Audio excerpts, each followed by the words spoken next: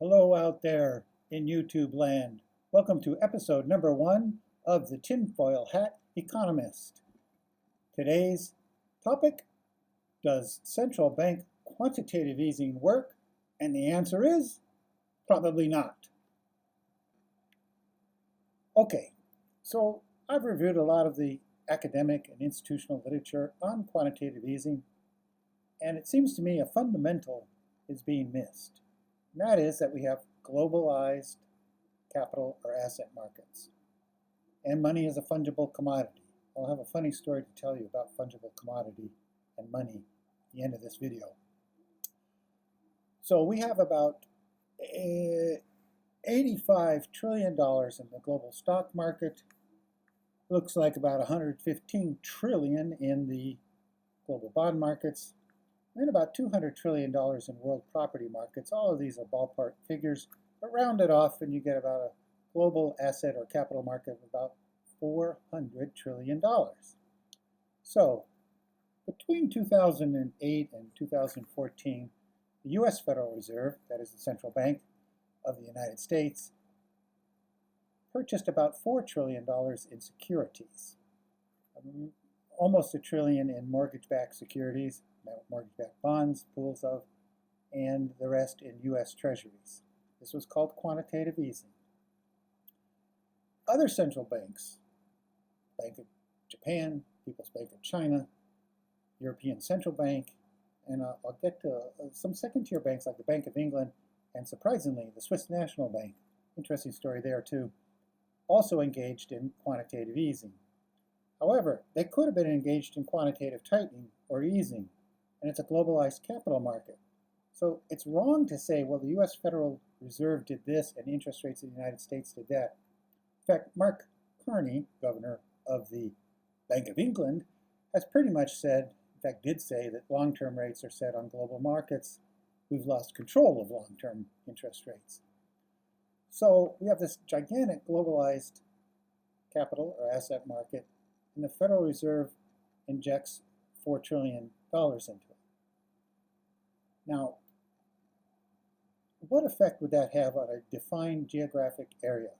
And that's a nation state. What effect would injecting $4 trillion into globalized capital markets, money is a fungible commodity, have on the economy within the United States? I'll exaggerate with an analogy.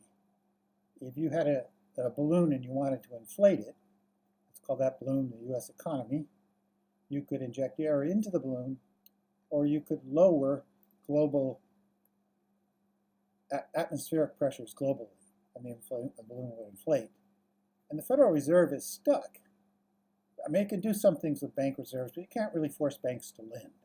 So, and lower short-term interest rates through their interest on excess reserves, but you really can't force banks to lend.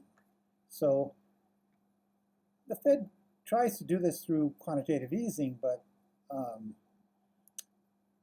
the money doesn't really show up in the United States. It goes into global asset markets, and it competes with other global central banks who may be tightening or loosening. Now, they mostly tightened after the Great Recession of 2008 and last year. In fact, the IMF congratulated the world's central banks on synchronous easing in 2019, which they say staved off a global recession.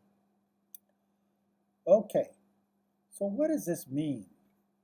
How would you stimulate the economy in a defined geographic area? And again, this question becomes heavily politicized because people have taken stands, and it's generally considered liberals like deficit spending and conservatives are against it, although, of course, within the United States in the last several decades, if you can find a political party that has balanced the budget, I'll salute you. So, but it does seem like if you wanted to stimulate the economy in a defined geographic area, you would have to resort to either deficit spending or, my favorite, helicopter drops. Now, there is another thing that might be going on. Let me segue into, there was a fellow, an economist with the Federal Reserve Bank of St. Louis, freshwater guy, Yi Wen, I hope I'm pronouncing his first name correctly. He released a study in 2013, and first version of his study said quantitative easing would have to be about 4 times larger to have much of an effect on U.S. interest rates and inflation. Now he says you have to buy about 50%. A quantitative easing program would have to be equal to about 50% of the nation's GDP. U.S. GDP is about 20 trillion, so we're talking $10 trillion to have much of an effect. So quantitative easing is pretty weak tea. Now, here's another aspect of quantitative easing that I never see discussed in the literature, and that is that economists like to say markets are in equilibrium, supply and demand.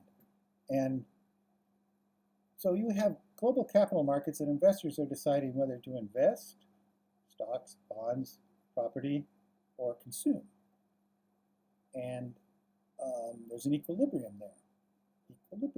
So if central banks, the Federal Reserve, adds more money into the capital pool, does it just go into other assets, inflating asset values, or does it just flow off the top of the pool and people consume it? We don't know. We don't know the answer to this. We keep saying, well, quantitative easing, hot potato effect, other asset values go up, investors are more enthusiastic, a wealth effect, and it helps the economy. But we really don't know if the quantitative easing floods capital markets a little bit and returns go down, property values go up, your capital returns from rent go down. So people say, well, I'm not going to invest if all I get is 1.59% on a T-bill. I'm going to go down below my wad on a new Jaguar. So it could be that quantitative easing works by boosting aggregate demand. We just don't know. But if it does it globally and not within a defined geographic area, such as the United States. Now let me get back to something here. I mentioned the Swiss National Bank. And from 2008, but a little more weighted towards the later years, the Swiss National Bank wanted to control the exchange rate of the Swiss franc, which was appreciating. The people in Switzerland couldn't sell manufactured goods. The tourism was going to die on the vine farm. So they tried to control the exchange rate. The Swiss National Bank acquired a balance sheet of about $800 billion in that time. That's about $100,000 per Swiss resident. There's only 8 million Swiss.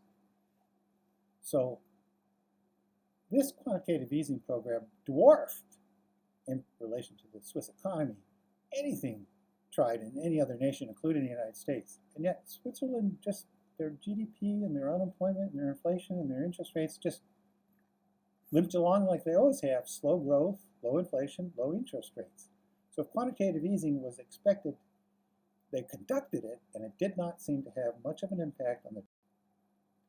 But the quantitative easing did not have much effect on the actual Swiss economy. Okay, so I'm going to give you a little joke here about money as a fungible commodity. When I was growing up in Los Angeles, the churches and temples ran bingo games, which is a form of gambling. You bet on 5 numbers diagonally, horizontally, vertically on a card. The bingoteer calls out numbers, and the first person to get 5 wins the jackpot. It's pure gambling.